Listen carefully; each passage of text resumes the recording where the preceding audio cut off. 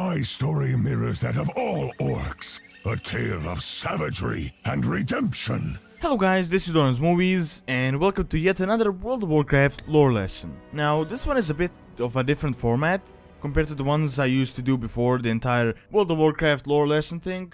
But still, it's a lore lesson. I have been getting a lot of requests on Rehgar because right now he's quite relevant since he has been added in the Heroes of the Storm game and probably will be even more important in the future once the game is actually fully released.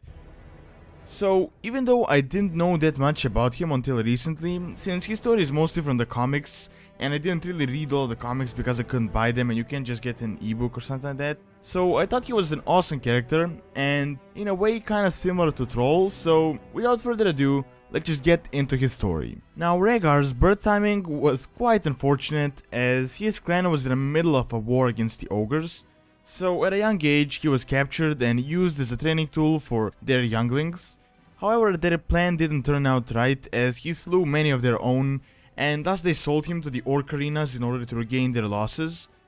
Now, his first kill was at a very young age, which wasn't really normal for the average orc as they have their own rituals and certain ages they do certain things. Even though he was young, he was also talented and a skilled warrior, and thus he went along with the rest of the orcs to the Dark Portal against the humans of Azeroth. Just like most of the survivors, he was captured and placed in an internment camp. However, the guards had a lot of trouble with him, so they sold him to Lord Agrovane to fight for him as a gladiator. But that contract didn't really last long as he managed to escape and started fighting in underground arenas and thus gaining riches. Now, he saved up and bought a Blackrock orc called Bloodeye Redfist in Booty Bay as he saw him fighting the guards very skillfully, and Bloodeye was quite similar to Rehgar in a way as he was also born during a bad time and he went into war at a very young age, fighting from his childhood. So Rehgar followed Troll to Durotar and also learned the ways of the shaman. Now in Durotar, Rehgar traveled around the gladiator rings while teaching Redfist the ways of the gladiator. He turned out to be a great fighter and managed to defeat every single opponent in combat, and he was earning money for both himself and Rehgar, and soon enough he managed to buy his freedom. But he didn't actually leave, as the two of them pooled their money in order to buy two more gladiators, Brawl Baremantle and Valera Sanguinar.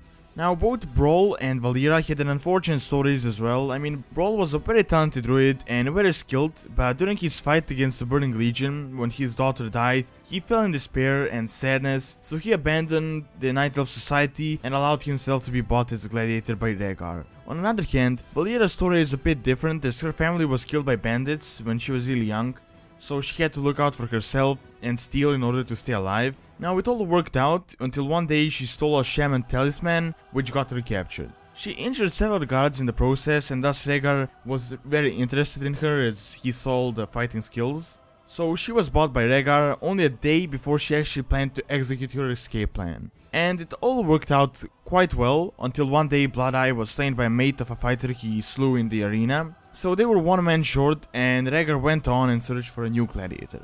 Now, on the completely other side, Veri and Vryn set out to go to a diplomatic meeting in Terramore, which the Defiance Brotherhood heard of, and they captured him and took him to an island. Now, he lost most of his previous memory due to some magic, but still managed to escape the island, and one day he reached the shores of Durotar. Now, he fought a Crocolisk with only a stick and killed him when Rehgar's group came across him. Now, Rehgar captured him and took him as one of his own gladiators, forming a gladiator team. And sometime later on, they went to a tournament in Darmol where Varian led the team to victory, winning Rehgar a fortune. And while Varian, who had no memory of his past, took on the name of Logosh, as dubbed by the tournament audience, and later on he understood that many different races heard of the ancient Logosh and made their own versions of the story, but the ferocity and the will to fight that he once had against the Burning Legion remained in their own versions. After that, Rehgar sold Valera and searched for a new Tauren gladiator in Thunderbluff. And while there, Varian and Brawl requested to go to the Pools of Vision, so that Varian can try to remember his past, and so that Brawl can try to communicate with his fallen daughter. Their wishes were granted, and Rehgar also visited his friend Hamul Runetotem. And when they were in the pools, Logosh and Brawl fought an elemental, and in gratitude, Hamul gave Brawl a feather, which he later on used with his druidic powers in order to escape on a hippogriff from Rehgar. Of course, Rehgar saw through that, and he didn't really say anything, as really deep inside he wanted them to escape because he was once a gladiator and he knew what it was like, so he kinda understood them. Now, after that, he retired as a gladiator master and offered his services to Troll, and soon enough he became an advisor. Now, immediately he had issues with Garrosh Yellscream as he wanted to destroy the Alliance and take Azeroth for himself, while Rehgar wanted to keep diplomatic relations with them. And later on, he accompanied Garrosh and Troll on a diplomatic summit in Terramore, but it turned out to be disastrous as the Twilight's Hammer agents interfered in the entire summit. And immediately in return, Garrosh was angry and started challenging Troll and his leadership openly.